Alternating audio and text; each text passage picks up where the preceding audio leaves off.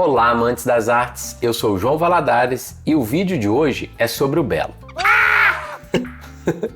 Para quem deu um grito, não é sobre esse grito e nem sobre esse belo. É sobre o conceito de belo na arte. O quadro Grito, de Edvard Munch, por exemplo, é feio ou bonito? Assustador. E o seu gosto pode dizer se é feio e tem até quem diga que é bonito. Mas esse julgamento, ele não cabe na análise de uma obra de arte. Diria então que o que nos envolve nele é o belo, o incômodo, a inquietação que provoca na gente. Feio ou bonito é apenas um juízo de valor. O conceito de belo vai além disso. Está ligado a uma ideia de padrões estéticos muito influenciados pela nossa cultura. Uma cultura que tem a ver com a antropologia, o modo de vida, assim como a gente discutiu nesse vídeo que vai ficar marcado aqui para vocês assistirem depois, tá bom? Quem ainda não viu, vai lá. Então, vamos lá, vamos conversar um pouco sobre o belo. É provável que a discussão sobre a beleza e o seu significado, ela tenha tido início no pensamento estético e filosófico grego e está fundamentalmente pautada nas ideias de equilíbrio, simetria, harmonia e proporcionalidade.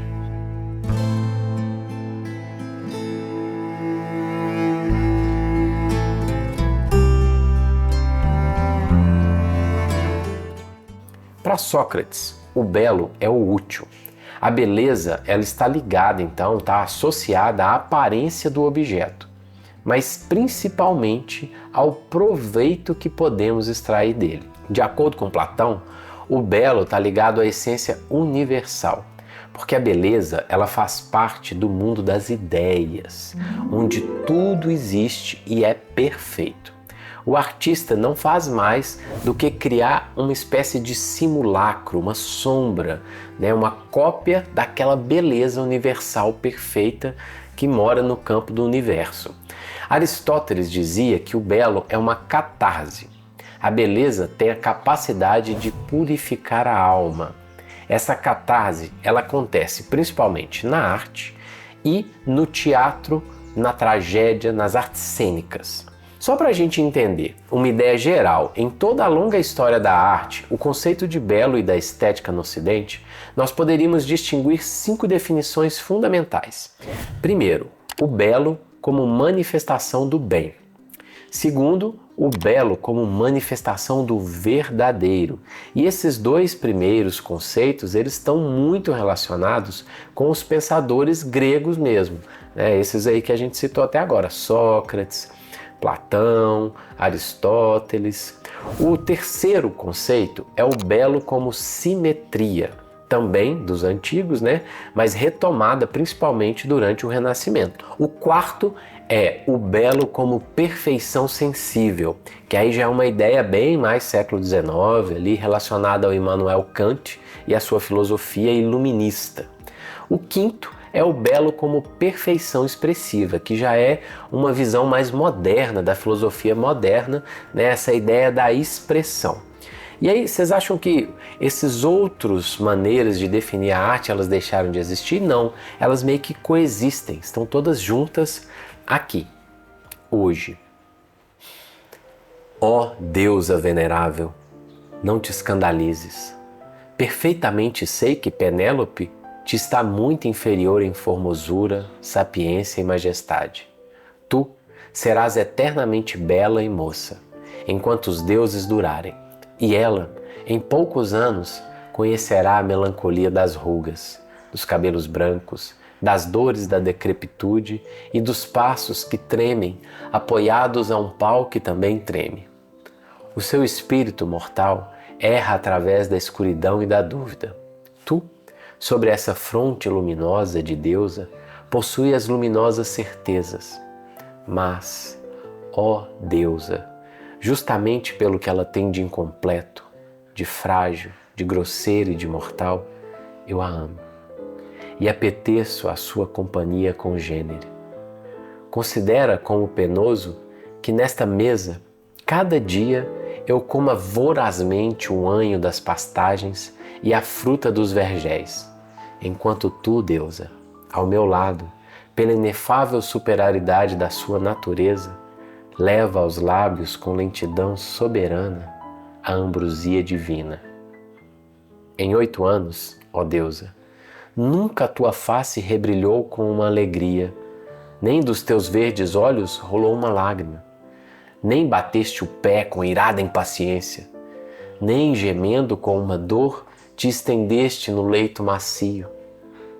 E assim, trazes inutilizadas todas as virtudes do meu coração, pois que a tua divindade não permite que eu te congratule, te console, te sossegue, ou mesmo te esfregue o corpo dorido com o suco das ervas benéficas. Por isso, sofrerei num espírito paciente todos os males com que os deuses me assaltem no sombrio mar, para voltar a uma humana, Penélope, que eu mande e console e repreenda, que me acuse, me contrarie, que me ensine e que com ela eu aprenda e eu seja humilde e a deslumbre. Por isso, ame de um amor que constantemente se alimenta desses modos ondeantes, como o lume se nutre dos ventos contrários. Eu adoro esse conto do Eça de Queiroz, onde ele questiona a beleza perfeita da deusa Calypso, que o prende na ilha, e diz que prefere ir embora e conviver com seu amor, a humana Penélope, mesmo que em poucos anos ela venha a reconhecer e conhecer a melancolia das rugas. É lindo, né? Eça de Queiroz é um grande escritor e esse conto é realmente maravilhoso, chama-se A Perfeição. É claro que o belo vai além da beleza simétrica ou da padronização do que alguém um dia chamou de belo. Quando alguém diz, por exemplo, que o filme Ainda Estou Aqui, de Walter Salles, é lindo, não está falando da paleta de cores, da direção de fotografia que remete aos anos 60, que faz as escolhas dos quadros muito bem feita, ou então daquelas locações da praia de Copacabana, do Rio, cidade maravilhosa, enfim. Tudo isso realmente é bonito. Só que o que nos toca, o que é belo no filme, sob a perspectiva da arte, é o que ele causa em nossa percepção humanista. Uma mulher, mãe, que sofre uma violência ao ter o marido arrancado de si e da sua família, naquele contexto horroroso da nossa história que a gente tem que ter vergonha, que é a ditadura militar.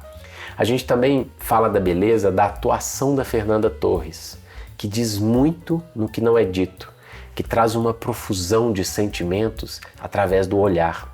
Ao mesmo tempo que é frágil, ela é forte. Ao mesmo tempo que ela é maternal, ela é furiosa. E tudo isso os olhos nos dizem. Não estamos falando de uma bela atriz, mas de uma belíssima atuação. Em arte, esse conceito de infinitas definições, ele se confunde o tempo todo.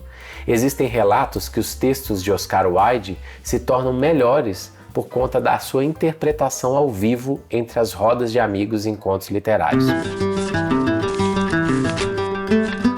Na Londres da segunda metade do século XIX, o dramaturgo George Bernard Shaw, por exemplo, os pintores Dante Gabriel Rosset e Edvard Burne-Jones e o autor e crítico social inglês John Ruskin também se voltaram para o tema do belo. Nos encontros literários da época, o escritor e dramaturgo irlandês Oscar Wilde aproveitava para demonstrar seu talento não só como escritor, mas também como intérprete, lendo em voz alta o material que produzia com a entonação, a ênfase, a dicção próprias dos melhores atores britânicos daquela época. Ele era um exímio contador de histórias e encantava os círculos ingleses com as suas ironias, a precisão formal dos textos e, claro, com a sua própria presença. Aqueles que tiveram o privilégio de ouvi-lo dizem, tem muitos relatos, que a voz cadenciada, bem modulada, a interpretação dramática e o carisma irlandês peculiar de Oscar Wilde eram simplesmente irresistíveis. Ele cativava a atenção do público seleto que se reunia para assistir a ele. Valendo-se dessa eloquência, Oscar Wilde, autor do Retrato de Dorian Gray, tornou-se um dos principais divulgadores de um movimento artístico conhecido por esteticismo. As bases do esteticismo foram desenvolvidas principalmente por Walter Pater, professor de estética da Universidade de Oxford, cuja obra Estudos sobre a História da Renascença, de 1873, influenciaria toda uma geração de escritores, pintores e artistas, entre eles o próprio Wyde. O movimento defendia o belo como única solução contra tudo o que considerava denegrir a sociedade da época, onde as suas manifestações mais fortes, os valores estéticos, têm predominância sobre todos os demais aspectos da vida. Tipo, uma atitude elitista, né? Bem elitista em relação à arte. Esse movimento, que contava com grande influência sobre toda uma nova geração de intelectuais, artistas britânicos, visava transformar o tradicionalismo na época vitoriana, dando um tom vanguardista às artes. Um bom exemplo desse material é a Lady Lilith e o Sonho de Dante Gabriel Rosset, essas maravilhosas pinturas que a gente tem a chance de ver aqui com a gente agora. Pode ser corte, tá? Esse papo todo da estética como vanguarda daquilo que era feito na Inglaterra vitoriana, eu vou pedir licença para citar aqui um pouco de uma dramaturgia brasileira, final do século XX, de Dionísio Neto, onde ele faz uma peça bem bacana, que é um encontro assim, de um poeta com uma prostituta, e essa prostituta ela tem um quê de poesia. Eu vou ler para vocês um trechinho dessa dramaturgia, onde a Perpétua ela manda uma carta para o nosso poeta. Eu não sei escrever.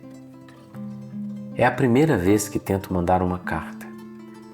Coisa louca mandar uma carta. Pôr nesse papel branco tanta coisa que eu sinto. Eu quero escrever as palavras do que eu sinto por você. Tá difícil. Minha cabeça tá branca. Sumiu tudo.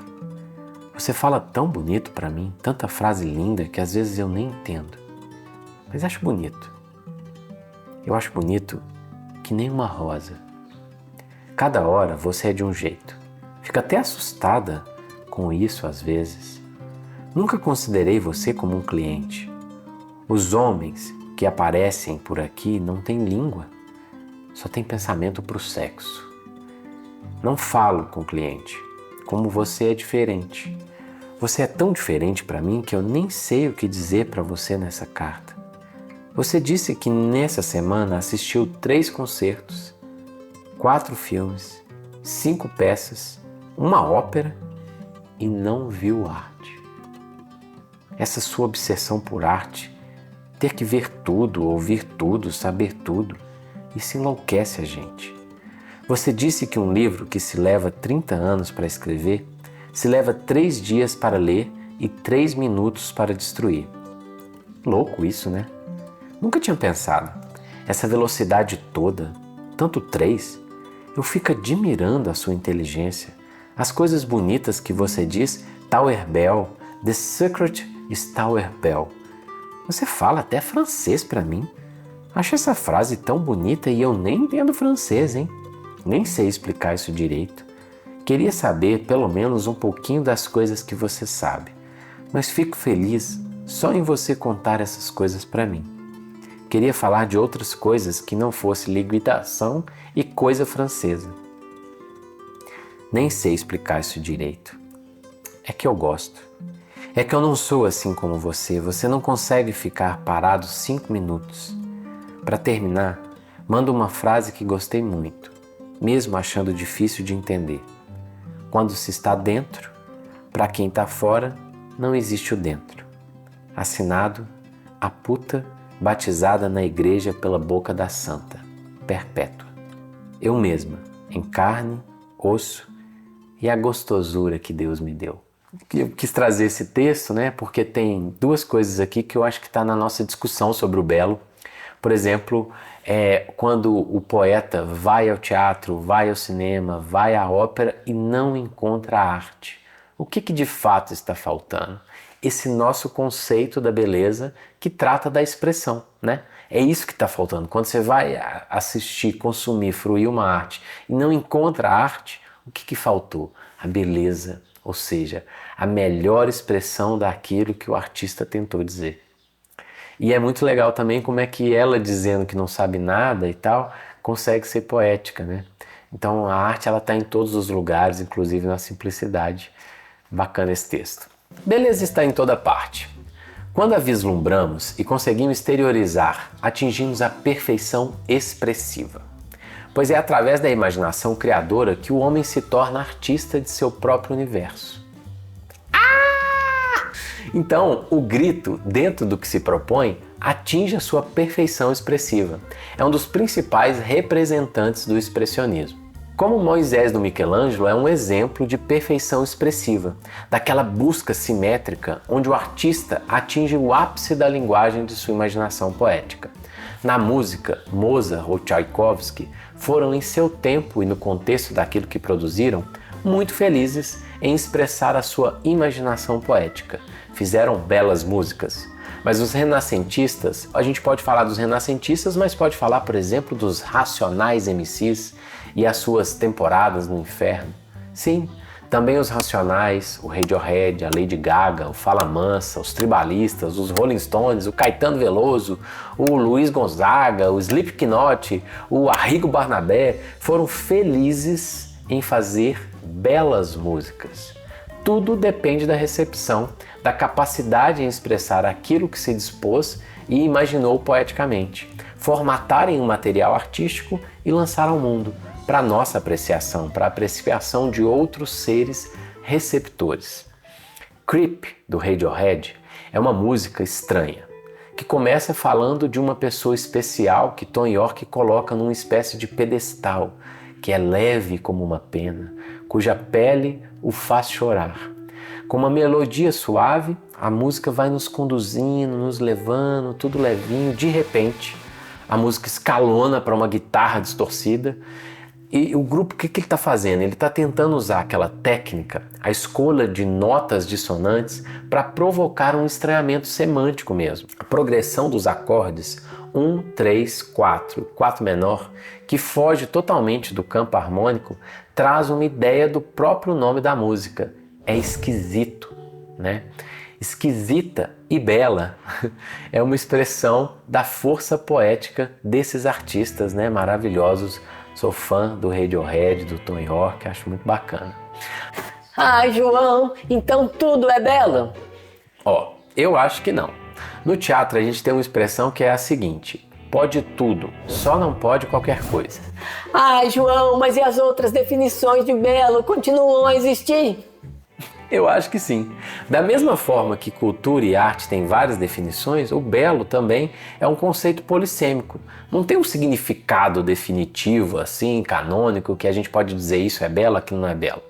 É a simetria, é a perfeição, é a verdade e é outras tantas coisas que ainda não colocamos aqui nessa caixinha da nossa definição do que é belo, afinal.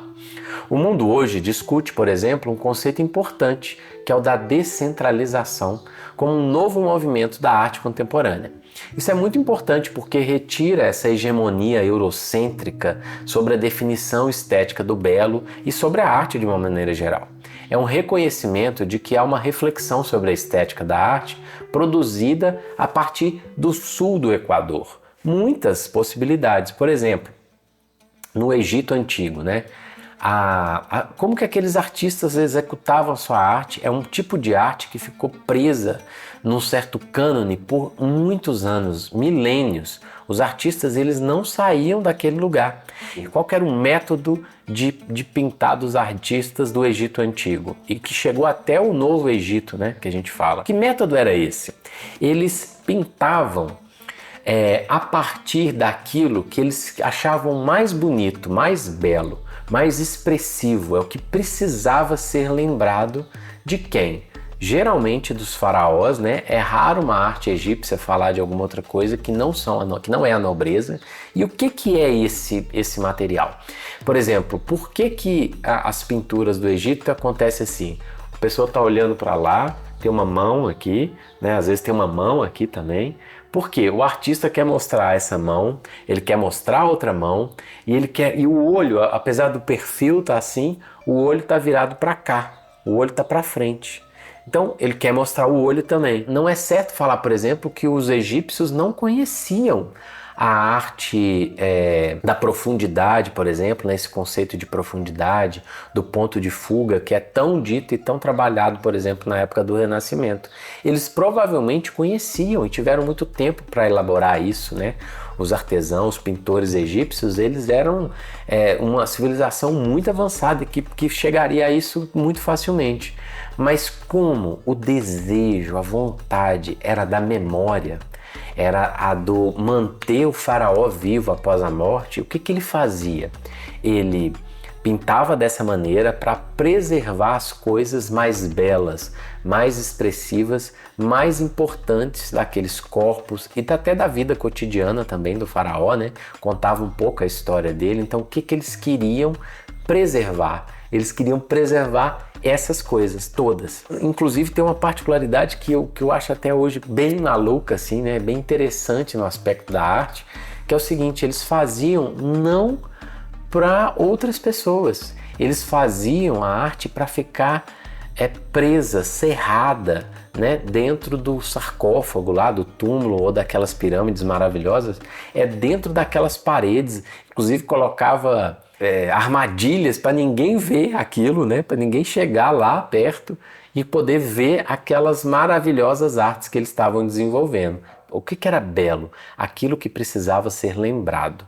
É isso que eu queria trazer, mais essa proposta aí, que é um cone sul aí, né? Do eixo sul, abaixo do Equador, uma perspectiva, né? Por exemplo, do belo. Assim, afirma-se a existência de um circuito artístico-cultural nas regiões periféricas, transcendendo um gueto do exótico e mostrando a arte como uma ferramenta de transformação e um veículo de integração global, que é exatamente o que ela é, uma ferramenta de expressão global, enfim, de integração dos povos. Assim como vocês, eu também sou apaixonado pela beleza da poesia brasileira, por exemplo, de Drummond, de Adélia Prado, de Vinícius de Moraes, de Hilda Hilst, de João Cabral de Melo Neto, de Ferreira Goulart e tantos outros. Mas hoje, o que eu ando achando mais bonito aqui nas terras tupiniquins são as palavras formosas dos Guaranis, esse poema ancestral, né, chamado Tupã Tenondé,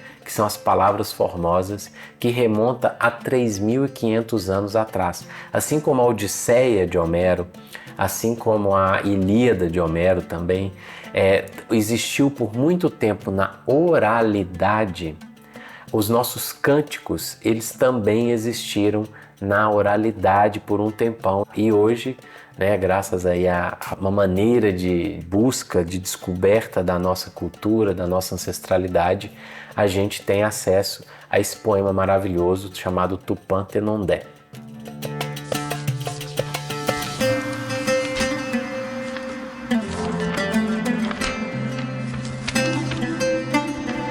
Círculo desdobrado da sabedoria inaudível. Flui-se divino todo ouvir. As divinas palmas das mãos, portando o bastão de poder. As divinas palmas das mãos, feito ramas floridas, tramam o imanifestado na dobra de sua evolução. No meio da primeira grande noite, da divina coroa irradiam-se flores plumas, adornadas em leque. Em meio a flores plumas floresce a coroa pássaro, do pássaro futuro, luz veloz que paira em flor e beijo, que voa não voando. Nosso pai primeiro criava futuro colibri. No curso de sua evolução, seu divino corpo existia, no entanto, em meio aos primeiros ventos futuros, como a coruja, dentro da noite primeira. Olhava-se, revoando, seu futuro firmamento, sua futura terra, brisas surgidas enquanto colibrizava vidas, dos ventos produzidas do imanifestado que fora, um colibri. Bem, amantes das artes, o belo como forma de expressão vale a nossa luta.